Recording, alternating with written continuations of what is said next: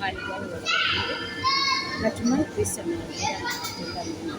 Mchana wa leo kuna kitu imenitendekea cha ajabu. Nimekuwa kazini kama kawaida, nikawa natoka kwa kitchen naenda kwa nyumba, sitting room yangu nje tu.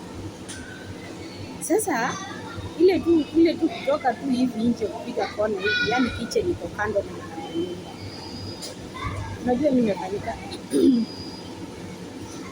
nimekutana na paka, na hii paka ikawa inajaribu kukimbia, yani ikross mbele yangu na kando, yani hivi ni ukuta na hivi ni ukuta. Sasa nikawa niko corridor. Sasa hapa kwa corridor tukawa tumekutana na hii paka.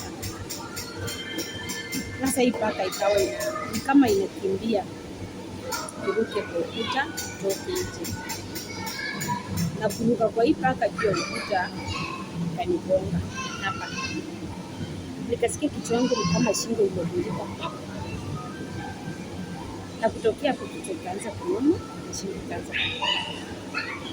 Sasa hii wimbo naimba damu na sadaka na itegemea daima, kwa mapigo yake Yesu Kristo sisi tumepona, na tumepewa uweza na nguvu ya kukanyaga nyoka na ngeu. Kitabu cha Luka 10:19. Ninaamini Kristo Yesu yu upande wangu na atanitetea, atanipigania. Siku zote nawaambia vita ni vikali, na vita si vyetu, vita ni vya Bwana. Yeye aliyeanzisha hii safari lazima ikamilishe. Sikujiita ni mimi, ni yeye aliniita. Anasema yeye alinipenda kabla mimi sijampenda. Kwa hivyo tunapoondoka na tunapoingia tunategemea damu ya Yesu. Njia yangu na iwe ndefu, yeye hunipa wokovu. Maana njia yangu ikiwa fupi, pengine inaweza tokea nikose kufika.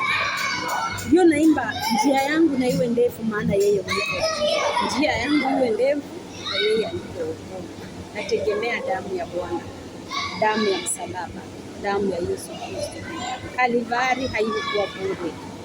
Yesu alipoenda kuomba, kaacha wanafunzi wake waombe, kawaambia ombeni, maana matatizo yamefika.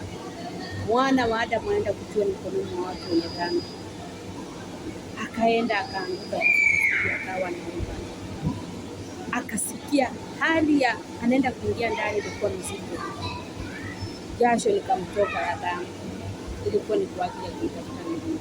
Sitahofu, sitaogopa. Enda kutia moyo, ewe mtu wa Mungu, macho kote. Sijui unapitia nini. Haya ni ya kwangu mimi, sijui ya kwako ni gani. Lakini natumai Mungu anakulinda na anakutetea.